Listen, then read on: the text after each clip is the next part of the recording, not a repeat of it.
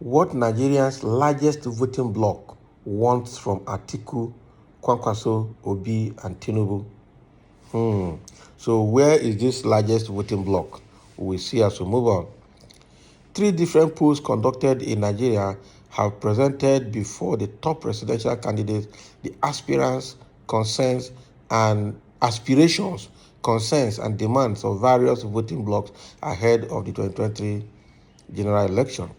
The polls, which were conducted by Bloomberg, African Polling Institute, Business Day, and NOI polls, ANAP Foundation, said the major demands of Nigerian voters centered on the economy, jobs, corruption, and security. The Bloomberg survey had a total of 3,973 Nigerians as respondents from September 5 to September 20. Respondents to the app-based poll were selected from quotas developed by age, gender, and location across the country's 6 geopolitical zones. 3/4 of the respondents said the country was heading in the wrong direction. A combined 88% listed the economy and jobs, corruption and security as the most important issues facing their communities. The results were then weighed against the original quotas to ensure national representation. About 44% of Nigerians own smartphones, according to the Alliance for Affordable Internet. The result revealed more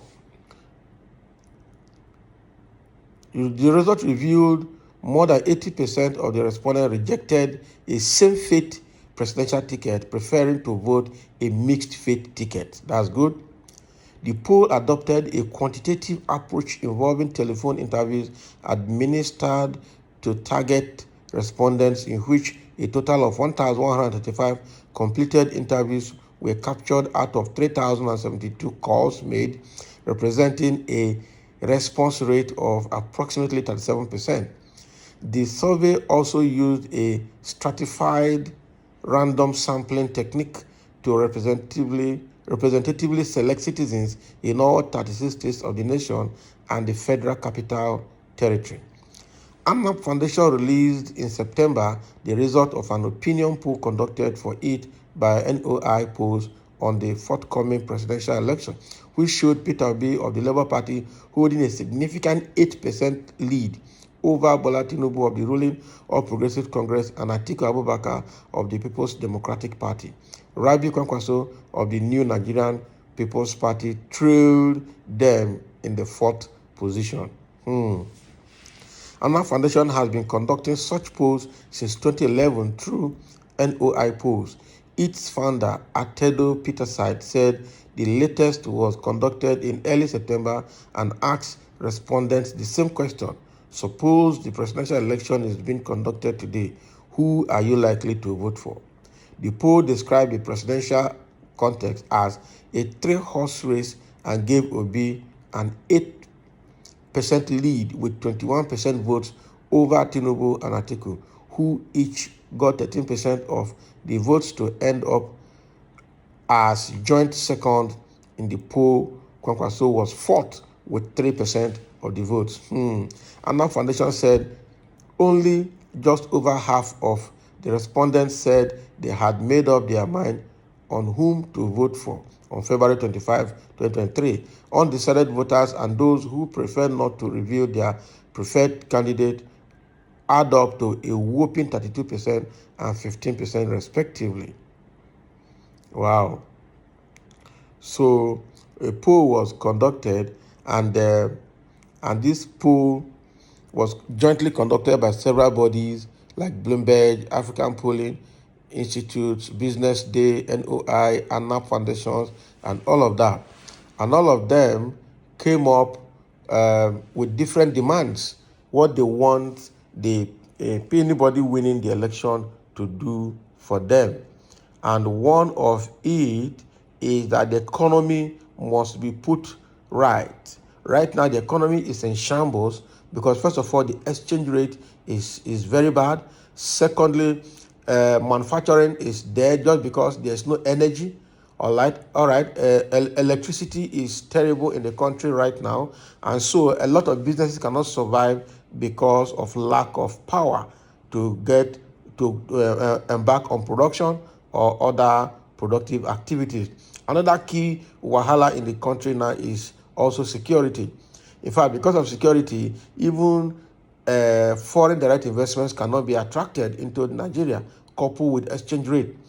So security has been the biggest. Most businesses are closed. Farms cannot work because farmers cannot go to their farm because of security challenges as well. So security has been one of the big issues which they also mentioned during this poll, that the participants in this poll also mentioned that security must be put right. Over the years, the fight for insecurity has proved abortive. And sincerely, this government played lip service around it because the public already identified the perpetrators of these security challenges and the banditry in Nigeria, and are basically the headsmen. And the headsmen are predominantly the Fulanis. Unfortunately, the president and his cabal are all Fulanis and did not have the liver to fight their people. And so what Buhari was telling everybody in Nigeria was to accommodate them. How can you accommodate somebody killing you and your people? It's just not possible. All right.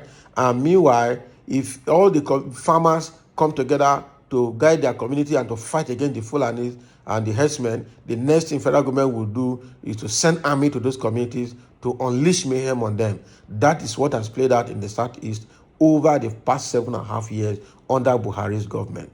Quite unfortunate. And so there's a demand here from this poll that anybody coming into power must put this security challenge to rest. Economy must also be put to rest. Corruption must also be put to rest. The issue of corruption in Nigeria has become is beyond endemic now. It's now pandemic.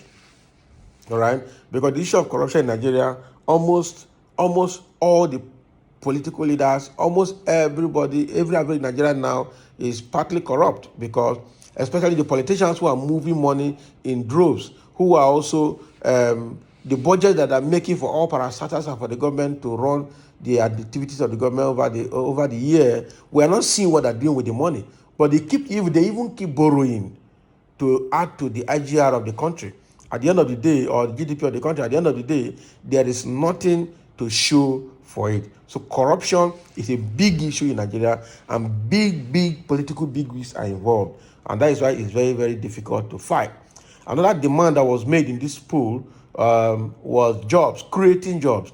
Of course, if the economy is bad, security is a problem, energy sector is not working, how can jobs be created? Because government alone cannot create jobs for the citizen or for the jobless. Businesses, private businesses have to thrive, have to succeed. Foreign countries, what they do is that they have a program that supports small, medium-scale enterprises, that support entrepreneurs, because it is through entrepreneuring that jobs are created by private businesses to get people off the street. Every business employing two or three. Before you know it, unemployment rate will be cut down to the barest minimum, if not zero. All right.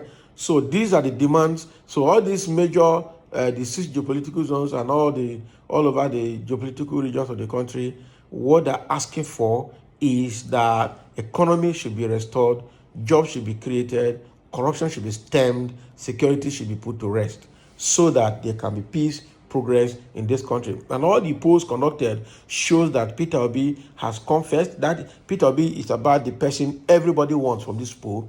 And then Atiku and Tinubu came as bracket second.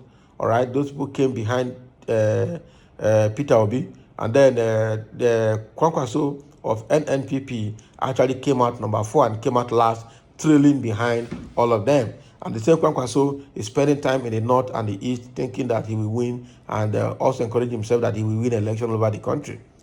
But even without conducting this poll, physically we've seen that Peter Obi is ahead of everybody. And that is why they are all looking for a way to pull him down. But unfortunately, the electorates have made up their mind. Come rain, come sun, Even if they say Peter Obi kill somebody, they exhume the person from the grave, he still Peter Obi will vote. Because if you put Peter Obi's sin down compared to the rest people, he's still better off, far better off than other people. So that is the outcome of this poll that was conducted and what people demanded from Atiku, Kwankwaso, Obi, and Tinubu, or whoever that wins the election come 2023. So thank you for listening, and let's have your comments over these polls as well.